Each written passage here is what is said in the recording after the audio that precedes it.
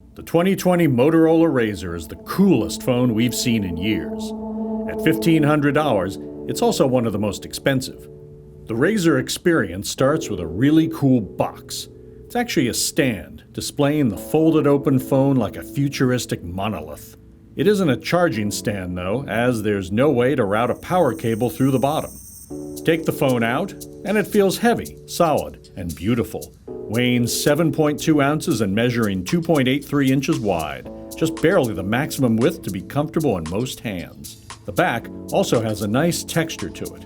It is completely possible to flip it open with one hand, levering your thumb in between the two halves, giving it a good shove, opening it up, and then slamming it closed with a satisfying slap.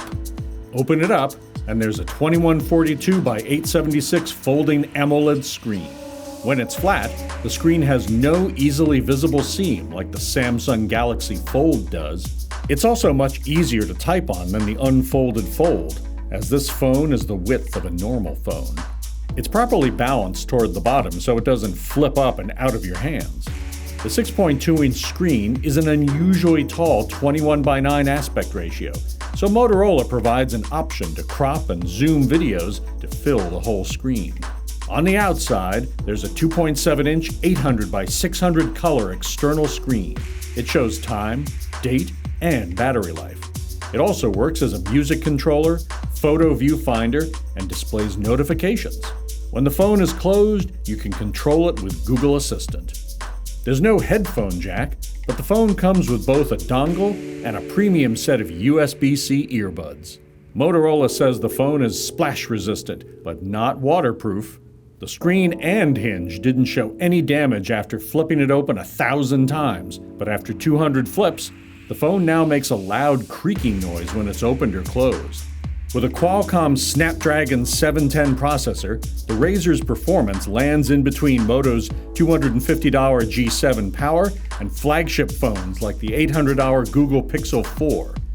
Playing Asphalt 8, you can feel the lower frame rate and slightly gummy controls compared with other flagship devices. The phone runs Android 9 with Motorola's usual convenient extensions. Twist it to launch the camera, or make a chopping motion to launch the flashlight. Verizon, unfortunately, adds a bit of bloatware, including Candy Crush and some other low-quality games, which are thankfully uninstallable. The Razr has 128 gigabytes of built-in storage, but there's no memory card slot. For a phone with a 6.2-inch screen, the Razr has a relatively small 2,510 mAh battery. We got just 6 hours and 54 minutes of video playback time on a charge, which is much shorter than other leading Android phones. Wi-Fi performance is disappointing as well. Speeds were slower on the Razr than the Pixel 4 at every point we tested, with the phone dropping signal a mere 50 feet from the router. The 4G Razr has a limited set of LTE bands, designed to work only on Verizon in the US. Compared with the Pixel, we saw consistently worse signal on the Razr. The phone is a Verizon exclusive and uses an eSIM rather than a physical SIM, so you can't replace the SIM even if you want to. On the plus side, the phone's earpiece is clear, and the device supports EVS, the highest quality voice system Verizon has to offer. The earpiece doesn't get that loud, but it's good enough. The bottom of the phone makes for a solid audio chamber, giving the speakerphone considerable oomph, whether the phone is open or closed. The phone also supports Bluetooth 5.0, and Bluetooth audio was clear in testing. The Razr has two cameras, a main 16-megapixel f1.7 shooter and a 5-megapixel front-facing camera inside the flip. Neither have optical image stabilization, and compared with industry leaders like the Pixel 4 and the Galaxy S10, the main camera is not good. Photos taken with the Razr look soft and indistinct. There are more pixels than on the Pixel 4, but the Razr's images look like blown-up lower-res versions of the same shots taken with the Pixel 4 or iPhone 11.